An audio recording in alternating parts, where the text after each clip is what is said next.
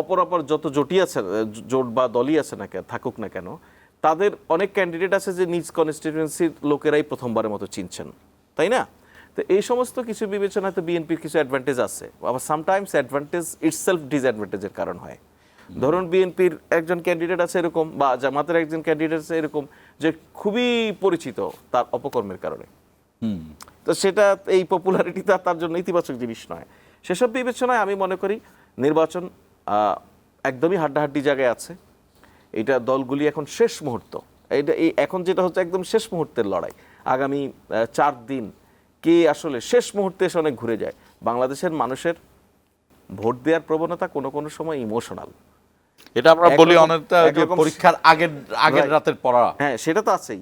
ভোটারের ক্ষেত্রে কি হয়, ভোটারও একটা পরীক্ষায় বসে কিন্তু। হ্যাঁ, ভোটারের ক্ষেত্রে একদম গোপন বুথে ঢোকার পরেও কখনো কখনো তার মাইন্ড চেঞ্জ হয়ে যায়, ডিসিশন পাল্টে ফেলে। বাংলাদেশের রাজনীতিতে নির্বাচনের প্রতীকের সঙ্গে এক ধরনের ইমোশন ইনভলভ আছে।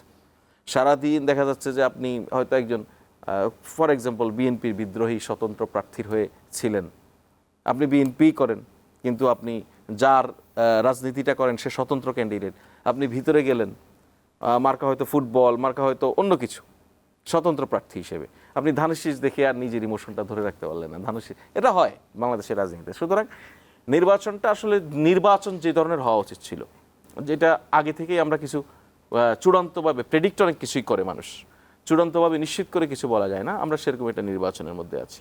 সেই জায়গা থেকে বললে পলিটিক্যাল পার্টিগুলি খুব ওই জায়গায় অন্তত ভালোভাবে নিজেদেরকে উপস্থাপন করতে পেরেছে মানুষের কাছে, যেটার মধ্য দিয়ে তারা তাদের সবারই এক ধরনের কনফিডেন্স তৈরি হয়েছে।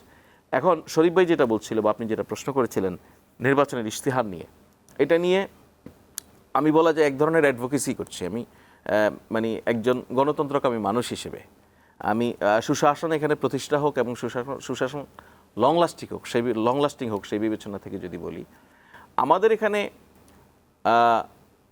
কোনো মেকানিজম নাই আসলে। ইলেকশনের পরে এই যে আপনি প্রমিসেসগুলি দিচ্ছেন ইশতেহারের মধ্য দিয়ে, ইলেকশন ম্যানিফেস্টোর মধ্য দিয়ে, এগুলিকে ট্র্যাক করা এবং ট্রেস করা, এর কোনো মেকানিজম, প্রাতিষ্ঠানিক কোনো মেকানিজম বা দলীয় কোনো মেকানিজম এখানে নাই। কি হয় যে ধরুন যে সরকার গঠিত হবে সেই সরকারের মেয়াদ যখন 1 বছর পূর্ণ হবে, তখন আপনি বৈশাখী টেলিভিশন সরকারের 1 বছর প্রতিশ্রুতি বাস্তবায়ন কত দূর, এটা আমরা এইভাবে সব মিডিয়া একটা নিউজ করে ওই 1 বছরের জন্য। কিন্তু ওভার দ্য ইয়ার যে কমিটমেন্টগুলি ঠিক রাখছে কিনা এটা কেউ ফলো করে না।